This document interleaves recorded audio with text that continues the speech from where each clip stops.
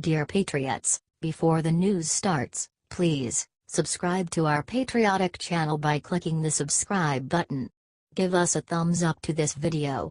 Don't forget to leave your opinion below in the comments section. Share the news on Facebook and Twitter so you friends see it. Thank you. CNN host asks what does it matter if they are biased in shocking rant. CNN used to deny that they bias no matter how glaringly obvious it was. Now, CNN host John King is arguing that it doesn't matter if they are biased. It might be small, but we are making some progress.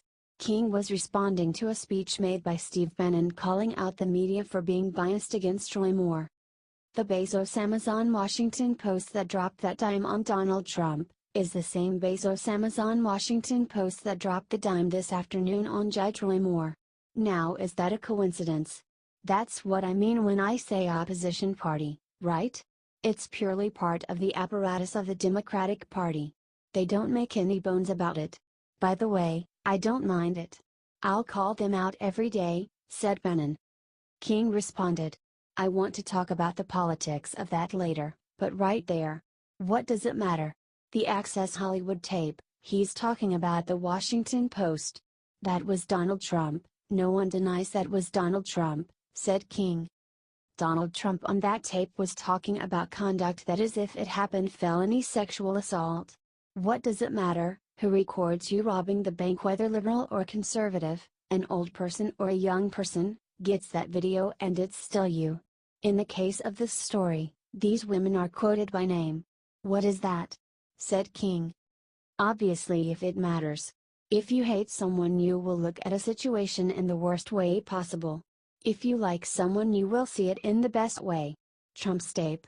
Friends see it as a man being braggadocious, enemies see it as him admitting to sexual assault, which isn't true.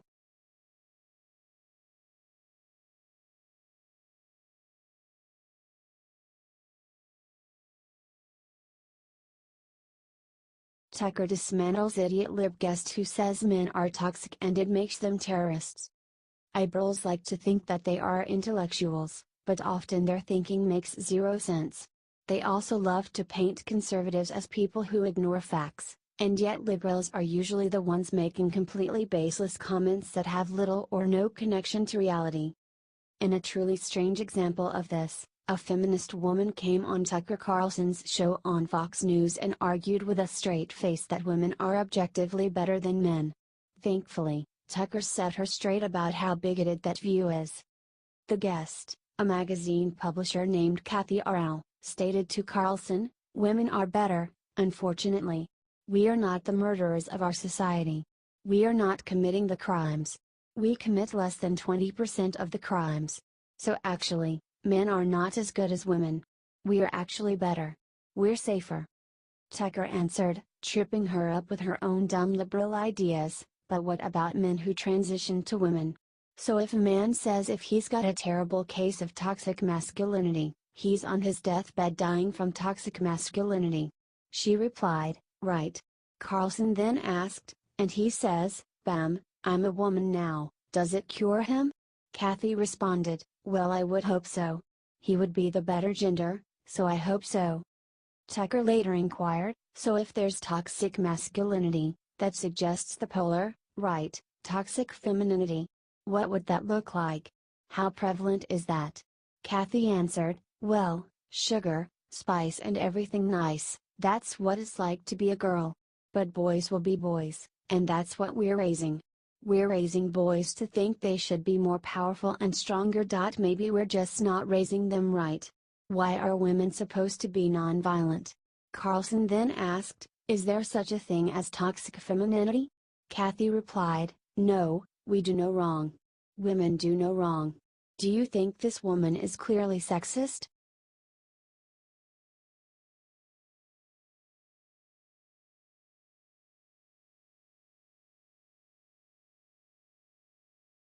Rush makes huge prediction about 2020, smacks down lib report that Trump is losing his base.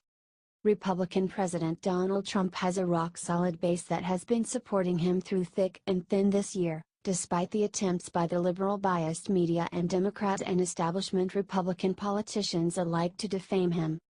These anti-Trump forces got some encouragement recently when two Democrats were elected governor, in Virginia and New Jersey. In addition, a transgender person was voted into the Virginia state legislature, a first in this country. Liberals have been claiming that this very small election somehow shows that people are turning against President Trump.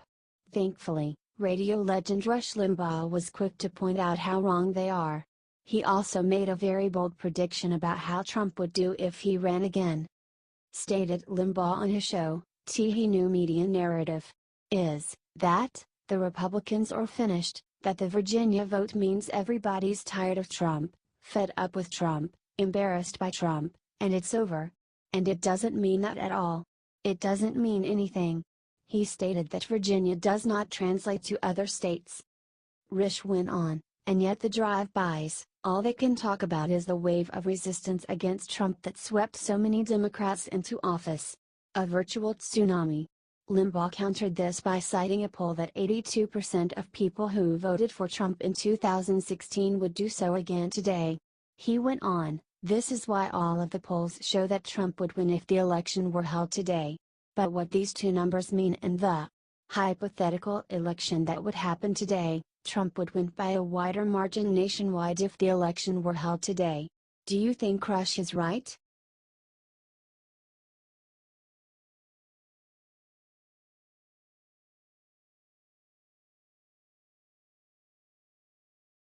Hillary Clinton publishes a letter to her teenage self, get ready to laugh.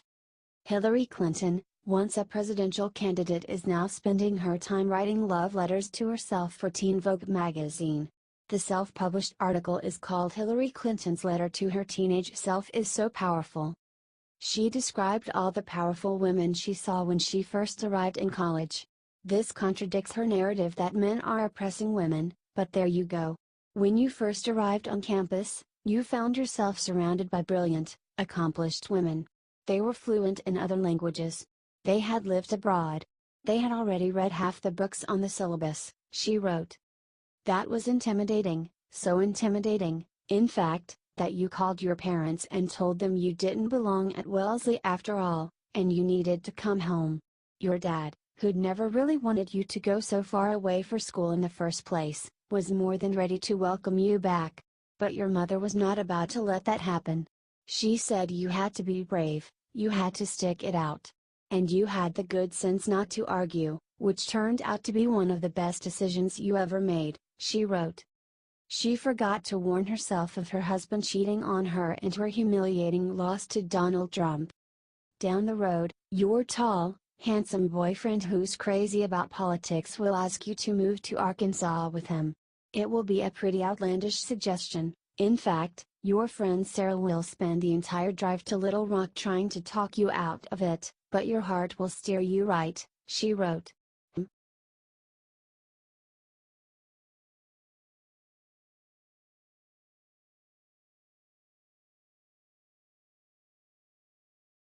MSNBC tries to get Latino Trump supporters to apologize for their vote. It backfires in epic way. A year after President Trump was elected, MSNBC's Jacob Soboroff decided to interview Latinos who voted for Donald Trump to see if they regretted their decision. He must have regretted his decision. Liberals always get angry when a minority doesn't act the way they feel they should act. Oftentimes, minorities get attacked the most viciously by liberals when they choose to be conservative. Are you still happy with the way that you voted and the way that he's doing? Soboroff asked a Latino radio host. Yes, especially in the economy. We are growing at 3.1%, he responded. What surprised me most when I was here last time, so many of your listeners called in and said to me, it doesn't matter that I'm Latino, it doesn't matter that Donald Trump has insulted so many members of my race. I want to know, a year later, do people out there, do your listeners feel the same way? Asked Soboroff. I feel way better with this president than before he was president. I will vote for him again, said one Latino listener. I voted for Donald Trump, and at this point in my life I am not sorry. I am very proud of Donald Trump to be my president, said a female Latino listener.